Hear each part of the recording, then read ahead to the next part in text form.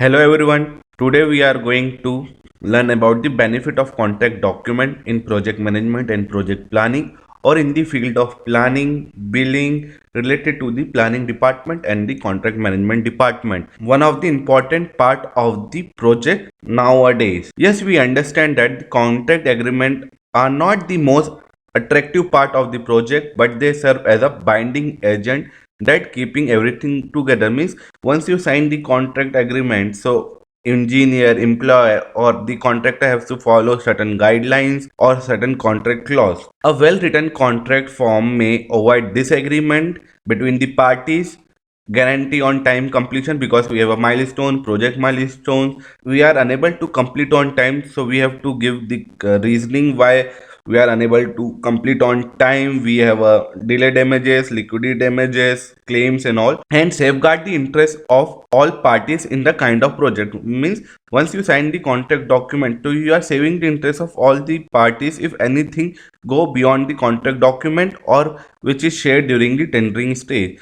It may be included in software development contract, consultancy agreement, construction project, or any other type of project where engineer, employers, and contractor are involved. A contract document usually consists of various documents that aid in defining the project deliverables. We can get a payment terms, the scope of work from the document, deadlines, milestone clauses.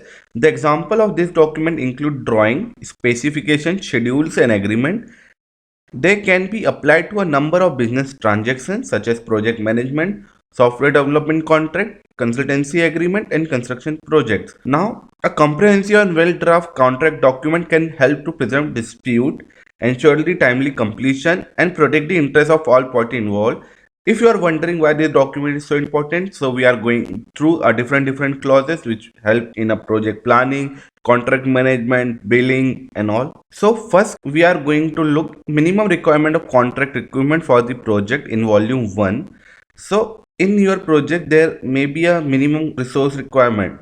Okay, in this project a piling rig requirement is 4, full batching plant 2, concrete boom placer 3 number, stationary concrete pump 3, casting yard 2, cranes, the casting yard gantry gear 3, precast long line viaduct bed 4, launching girder 3, transit mixture 10, girder trailer 3, parapet erection crane 2, and survey instrument 3. Now, if you see this document, the major resources are piling rig, batching plant, casting yard bed, and launching girder. So when you are planning your project to achieve your milestone, so if you have taken 3 launching girder in your project and there is any delay from the engineer side or employer side, so they cannot ask you to engage one more launching girder as per the contract document. If they are writing to engage any new launching girder delay from their side, so you can claim the extra cost because your costing for the project will be depend on the minimum requirement. Because when you are signing the document, you also sign this page, this is the minimum resource guarantee I will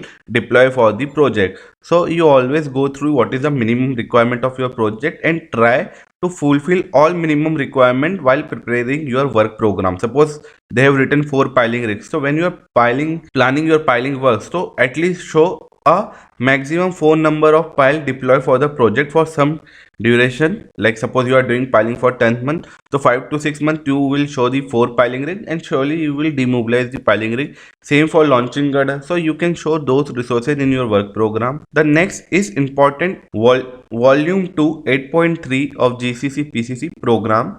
Now we are going to see what are the requirement for the program, deadlines, time frame. Contractor need to submit initial baseline program or initial work program within 28 days once you receive the commitment date. Program self-prepared using programming software which is mentioned in the employer requirement.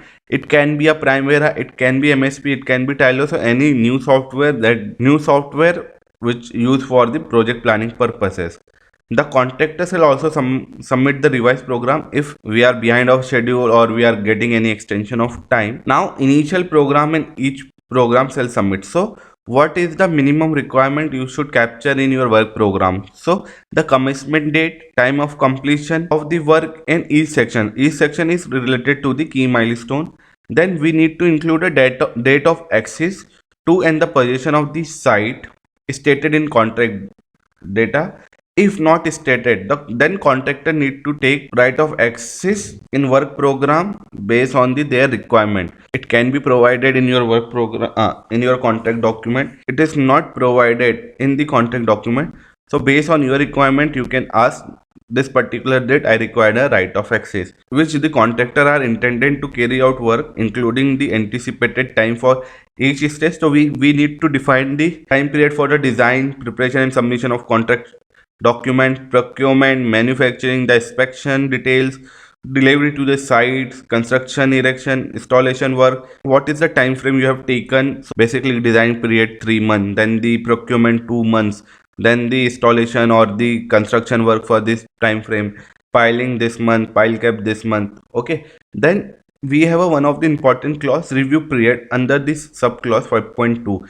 When you are submitting any document, you need to give sufficient time frame to the engineer or employer which is mentioned in your contract document, and period for review for any other specified in employer requirement. So if for program they have given any time frame, this is your review period, or for the vendor approval this is your time frame, so we need to incorporate those time frame in our work program. And what other things we required to submit with sequence of the work, and all activity logically linked and show the earliest and latest start and finish date for each activity, floats, a key delivery dates for the plant and material. Then we have to give a calendar which will localize the holidays, rest day for the project. It mentioned in your project, suppose there are 6 days of working, so you have to show 1 day rest.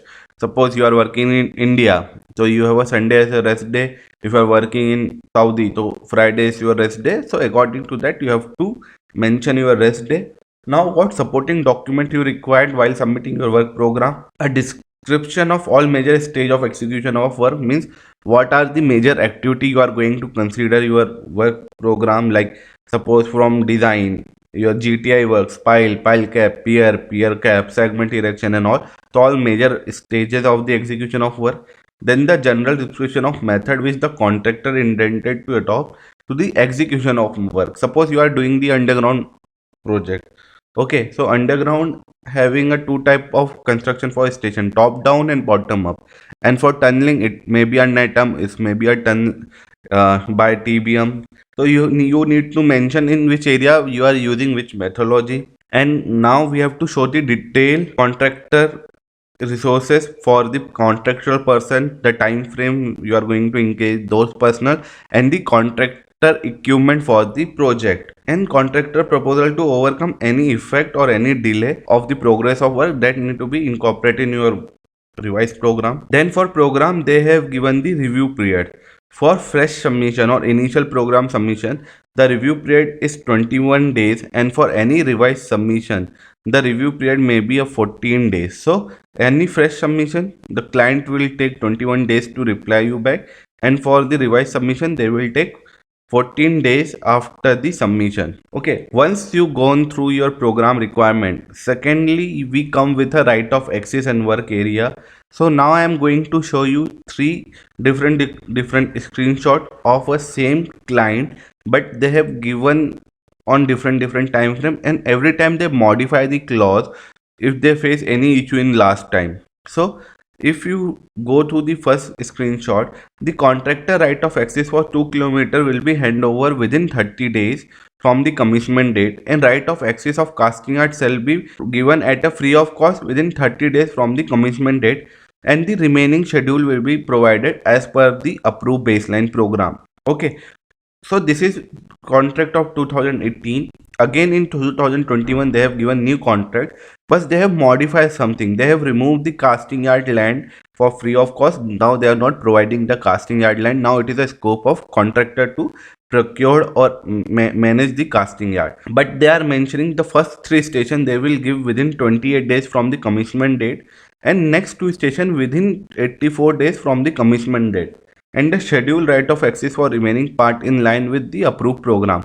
Now if you correlate with two clauses, first they have only given a 30 days deadline, so remaining land I can plot according to my requirement. But in second they have given uppermost limit of 84 days. Now a remaining land I can claim after 84 days only. Okay, so there is a major difference. So if even you are working on same contract, even you get a project from the same client, please read the right of access clause because it may be different from the previous contract awarded to you. Now, same contract, this particular year 2024, they have modified the construction right of access for 2 kilometer and 2 kilometer station will be handled within 28 days, excluding the entry exit. Now, they have faced any issue in previous contract regarding entry and exit. That's why they have not included the entry exit in first 28 days, or mostly the entry exit may change after the design, detailed design, architecture design, or they might be fall on the footpath or any utility area or the area which required to be having some utility. Excluded the entry exit from this if you correlate with previous clause, and remaining two station within 84 days, and the remaining land will be provided based on your approved baseline program. So these are the three clauses.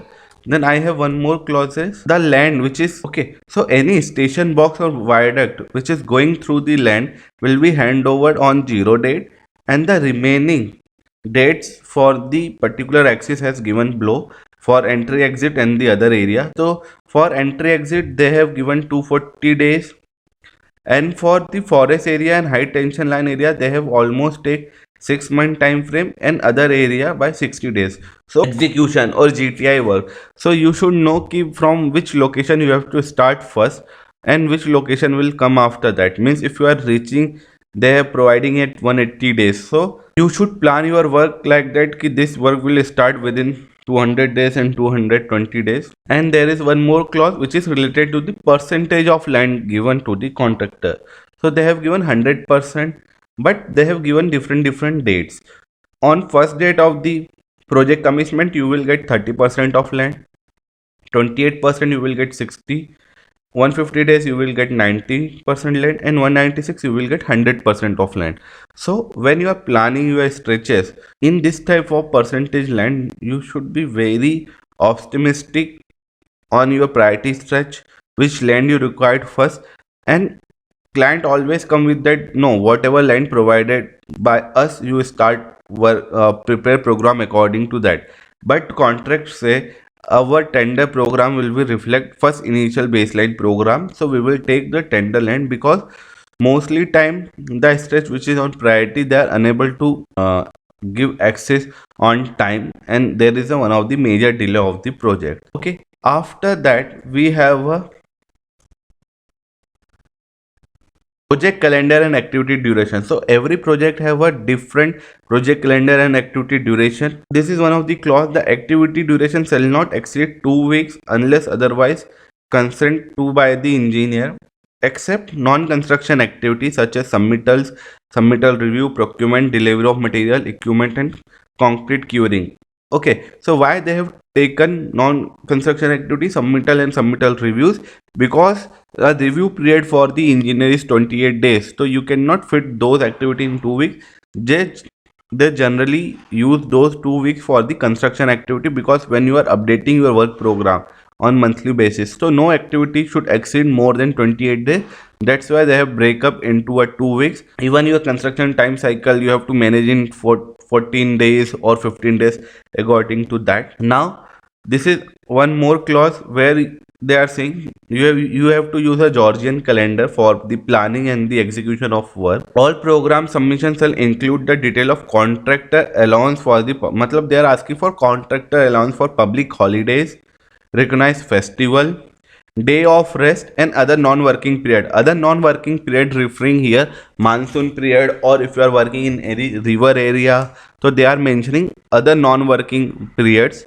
If milestone fall on public holiday or non-working day, it shall be effectively next working day. Now they are saying the planning unit duration for all program activities shall be in days. So duration will be in days. The activity having a duration more than 60 shall be divided into a subcategory that shall not exceed 60 days. So first clause is 2 weeks. Here they are saying 60 days equal to almost 2 months or 8 week time frame. This is one of the important clause which is referring to the NCRTC semi high speed bullet train project.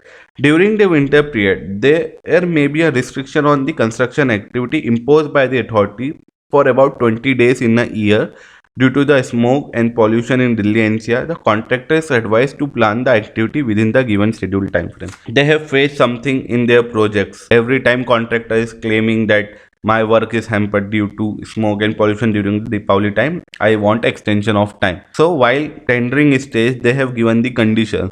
So now you cannot claim more, matlab if it will exceed more than 30 days, so you can claim for the 20 days time, matlab you can claim the extension of time, but it range vary between 0 to 20, so you cannot claim any extension of time for those delay, because they have clearly mentioned that 20 days your work going to stop and you have to manage according to that. Then there is one more clause for project calendar. In this they are saying the contractor shall adopt 7-day work week calendar and identical calendar for the purpose of programming and execution of work. They are saying for execution and programming of your work you consider 7 days, but for our work any transaction required from the client or any official document like submission of drawing, approval of drawing, will be transact 5 day a week. Okay, so they are saying we will working on 5 days, so our calendar will be a 5-day week and your execution calendar can be a 7-day work week.